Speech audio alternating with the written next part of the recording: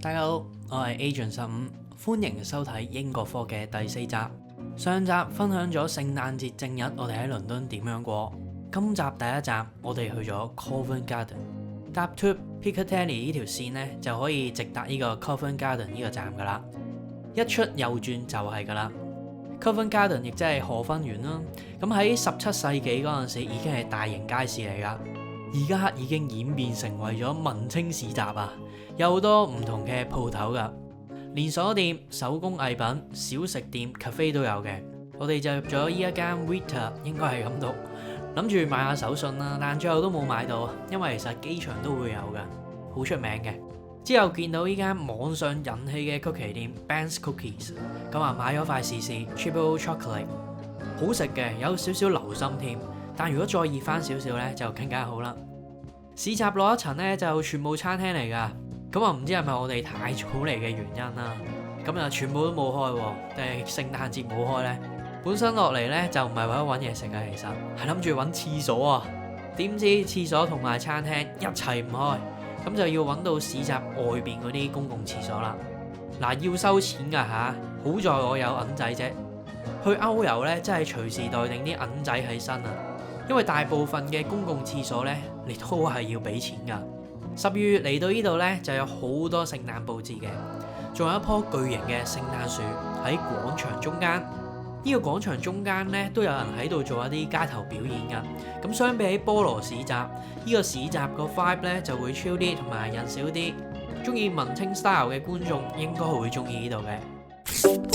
下一集我哋去食個晏先 ，Burger and Lobster。應該有計劃過去倫敦或者去過倫敦嘅朋友呢，都有聽過呢一間。全倫敦好多間㗎，咁我哋去咗 Bond Street 呢一間餐廳，走工業風格裝修。睇個名呢，就知佢係主打呢個龍蝦同漢堡啊。漢堡我哋就冇試啦，叫咗個龍蝦包同埋烤龍蝦，兩個都有跟薯條㗎。先講個燒龍蝦先。咁呢個燒龍蝦呢，啲肉呢縮晒水嘅，你見到。個鉗啲肉呢，仲有少少刺殼添。雖然個鉗肉呢係脹卜卜嘅，但肉質就都有啲乾啊，同埋冇乜味啊，淨係靠個蒜蓉牛油去調下味。咁呢度係有啲失望啊。畢竟呢間嘢呢，名氣都幾大㗎，主打嘅 Lobster 都竟然唔得。不過龍蝦包呢，我又覺得唔錯喎，有用牛油煎過嘅，裏邊啲龍蝦肉加埋呢，仲可能多過呢個燒龍蝦添。同埋撈埋沙律醬，就彌補咗肉本身冇乜味同埋唔夠新鮮啊！建議要嚟呢，就嗌呢個算啦。另外我哋都叫咗半打生蠔同埋龍蝦嘅 croquettes 啊，生蠔就真係唔好叫啦，好瘦㗎啲蠔，仲要開到爛晒喎。菠蘿市集嗰啲呢，仲靚過佢。個 croquettes 呢就好重芝士味嘅，冇話唔好食，但就食唔到有任何同龍蝦相關嘅味道啊！竟然。成餐飯加埋2支嘢飲 Ginger Ale 同埋 Lemonade， 一共呢都要成117.91磅㗎。食完就唔係好明點解呢間嘢咁出名啊！英國物價雖然貴，但呢個價錢呢應該都仲有好多其他選擇啩。仲有更不解嘅係，明明餐廳放咗啲生嘅龍蝦喺魚缸入邊，咁點解煮出嚟呢竟然係冇龍蝦嘅鮮味嘅呢？可能呢度嘅 burger 先係令到呢間嘢真正出名嘅地方啦。有冇觀眾食過可以分享下呢？食完飯我哋就去行下街。每年 Boxing Day 呢，喺英國都會做大減價㗎。我哋今次去咗 Harrods 百貨嗰度行下，1849年創立，位於 Knightsbridge 嗰度㗎。雖然冇大個招牌，但佢紅磚外牆同埋呢個圓頂喺成條街入邊呢，佢就最搶眼㗎啦。話晒都歷史悠久啊嘛，就算買唔到嘢呢，都要過嚟打張卡。26號嚟就預咗佢係人山人海㗎啦。咁由站行過去 Harrods 百貨嘅入口呢，已經 feel 到人頭湧湧啊！去到見到 Harrods 嘅外牆呢，已經掛咗大隻 sales 喺度啦。裏邊呢，一共就有8層㗎。Lower ground floor 呢，主要就係生活用品啊、超市雜貨等等。1樓就係 women fashion 啦，2樓就係 man fashion， 3樓就係家居用品，而4樓呢，就係小童服裝用品，5至6樓就係啲餐廳同埋 salon 啊。精品大牌子咧都集中於 G 樓嗰一度 ，Chanel 啊、YSL、Hermes 呢啲咧都會喺度噶。手袋衫嗰啲咧就唔係好覺得佢有 sales 啦，袋款亦都唔係好多嘅，咁我覺得咧，呢度因為真係人太多啦，如果揾袋嘅女士們咧就唔好嚟呢度啦。呢層真係見到有特價嗰啲咧，都係得啲護膚品啊、化妝品啊嗰啲嘅啫。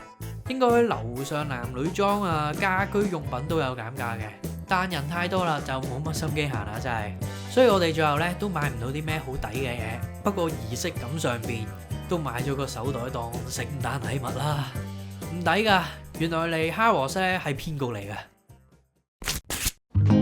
行完就返咗酒店唞唞啦，因為夜晚咧約咗朋友去食飯啊。其實我哋今日都轉咗酒店嘅，轉咗依間 City Sleeper at Royal National London， 原因就係去近 Euston 站啊。我哋第二日咧就要去利物浦，咁就可以喺 Euston 站搭火車直去。當時呢一間嘅價錢咧，標準雙人房就係大概1600蚊一晚啦。酒店就唔介紹咁多啦，純粹俾大家睇睇間房啦。同第一間 style 咧有啲唔同噶，呢間間隔咧就比較簡單啲。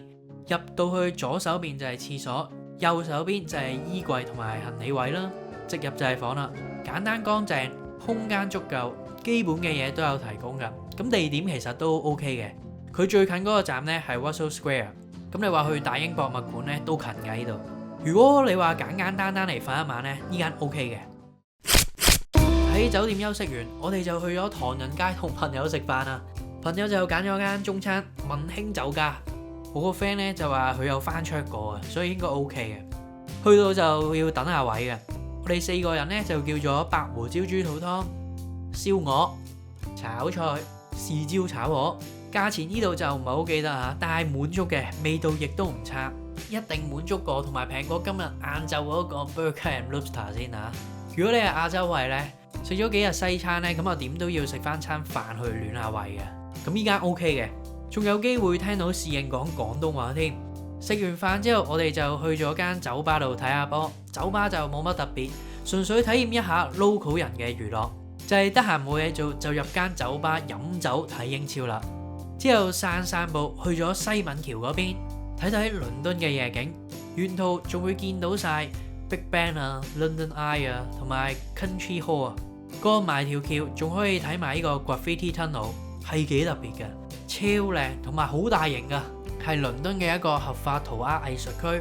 全條隧道咧都佈滿咗唔同嘅作品，舊作品隨時會俾新作品覆蓋咗噶，所以每次嚟到睇到啲作品咧係有機會唔同噶。上網仲睇到呢度會有啲隱藏酒吧啊、餐廳啊、board game、live house 等等，但可能我哋嚟到呢就真係太夜啦，我又揾唔到啦。但過嚟睇下人哋嘔心瀝血嘅傑作呢都唔錯噶。今集就差唔多啦，下集我哋會出發去利物浦。中意我啲片嘅朋友，希望可以幫忙 CLS、comment、like、share， 當然重要就係記得 subscribe 我啦。你少少嘅支持係我大大嘅推動力。我哋下條片見啦，拜拜。